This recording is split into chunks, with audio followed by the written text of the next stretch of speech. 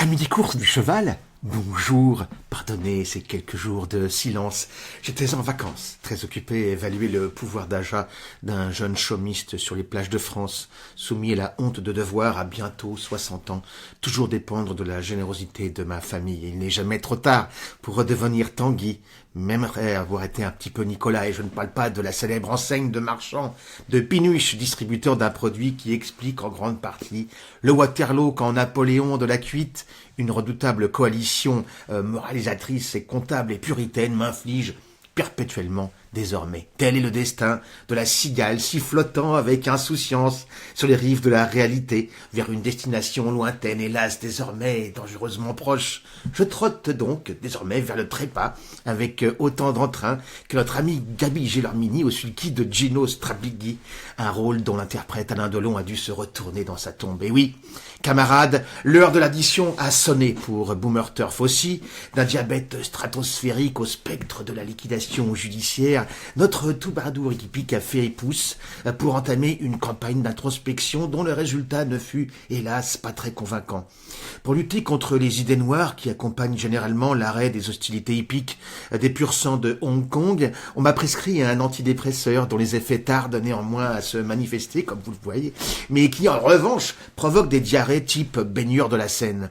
Privé de ma liberté, pourtant constitutionnelle, naturelle, d'utiliser mes sphincters selon ma volonté, je suis donc soumis à un nouveau dilemme, la dépression ou la chiasse. Avouez qu'on a connu des perspectives plus éclatantes. Mais trêve de jérémiade, plongeons-nous, si vous le voulez bien, dans un sujet qui, prenant de longues stations provoquées par ces incessantes exigences sanitaires, me taraudait récemment. Comment avais-je pu, moi, Boomer Turf, le 11 juillet dernier, rater la journée internationale du cheval? Quel invisible brouilleur d'écoute avait-il assourdi le bruissement de cette noble entreprise, la promotion d'un des meilleurs amis de l'homme, pour me prévenir de le célébrer aussi?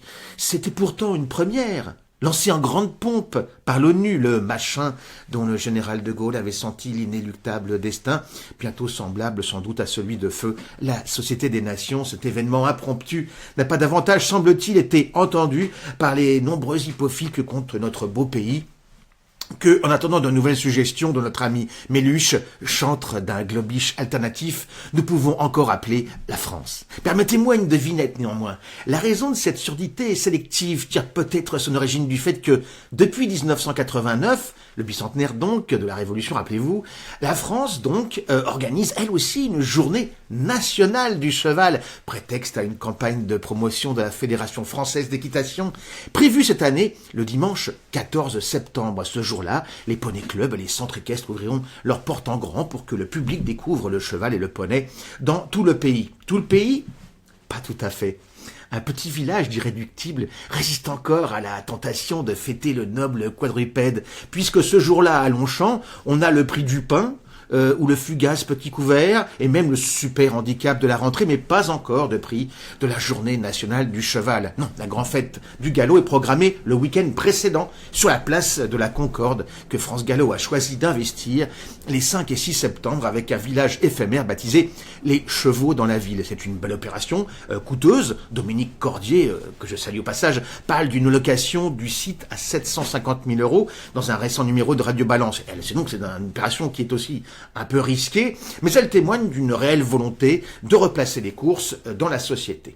Selon le site de France Gallo, la société mère espère rendre cette manifestation pérenne, mais vu l'ambiance au PMU et la faiblesse persistante des enjeux, il faudra peut-être faire des arbitrages entre les allocations et la promotion. Il fallait y penser avant, mais c'est un choix désormais qui est cornélien. Toutefois, pour coordonner son action avec celle de la journée nationale du cheval, France Gallo, le PMU, la Fédération des courses et tous les aficionados du Race and Care pourront toujours s'y associer, au moins en surface, au travers du nom des courses de ce jour-là à Longchamp, par exemple. C'est pourquoi je crie de tout mon être aujourd'hui, dépassant ma condition d'homoncule, pour porter la voix du cheval, ce grand, ce beau, ce brave animal. Vive le cheval, vive la France. Repos, vous pouvez fumer. À la revoyure.